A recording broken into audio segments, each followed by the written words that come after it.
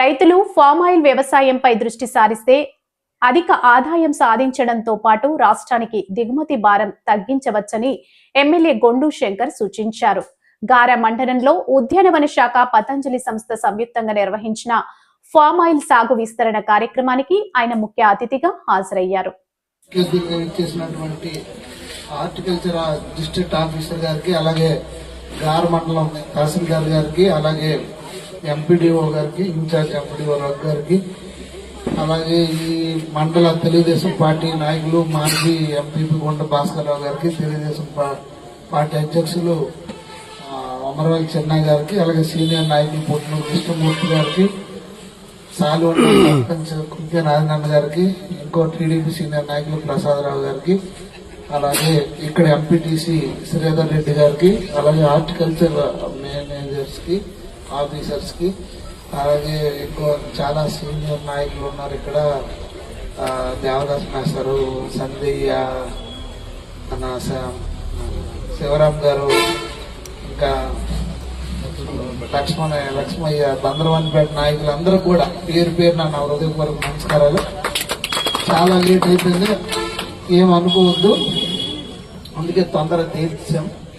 So ఇప్పుడు government ఆరుతడి పంటల్లో దానికోసమే డ్రిప్ ఇరిగేషన్ మీద మనకి ఆ ఐటమ్స్ అయితే 90% మనకి సబ్సిడీ ఉంది.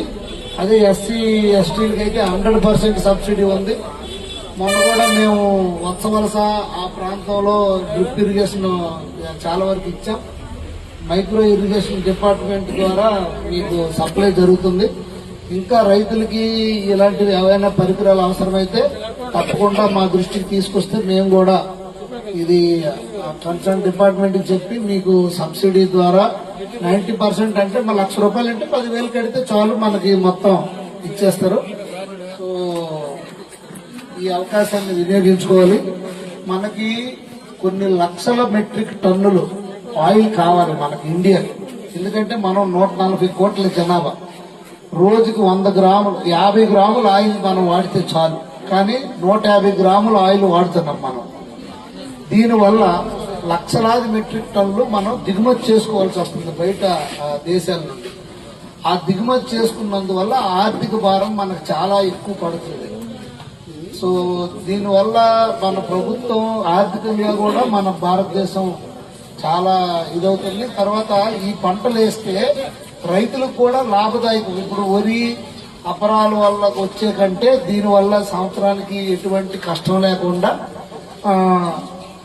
దాదాపు ₹1,00,000 ప్రాఫిట్ అంటే చాలా ఎక్కువే. సో తర్వాత ఇది ఏమైనా పక్షులు తినేస్తాయని బాధ లేదు. దీన్ని ఎవరైనా అరటికెళ్ళలాగా ఎవరైనా కోసుకెళ్లిపోతారు, లేకపోతే ఎవరైనా మనుషులు తీసుకెళ్లిపోయే అవకాశం ఉండదు. ఒక గెల తీసుకెళ్లి ఎవరు ఏం చేయలేరు.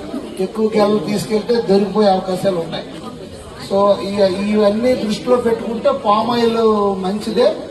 మనకి ఆయిల్ ఎక్కువ అవసరం. మనం కూడా ఇప్పుడు 150 గ్రాములు వాడుతున్నాం పర్ హెడ్, అంత వాడకూడదు, 50 గ్రాములు చాలు. ఆయిల్ కూడా మీ అందరూ తగ్గించాలి. చాలా మంది ఆడవారు కూడా ఉన్నారు, మీరు కూడా ఆయిల్ వండడం యూజ్ చేయడం తగ్గించాలి.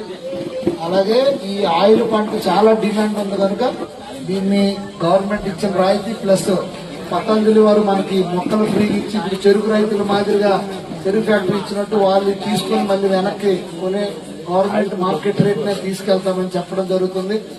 మరి government, central government 60%, state government 40% రాయితీ ద్వారా మనకి 26,000 రూపాయలు 4 సంవత్సరాలు ఇవ్వడం జరుగుతుంది.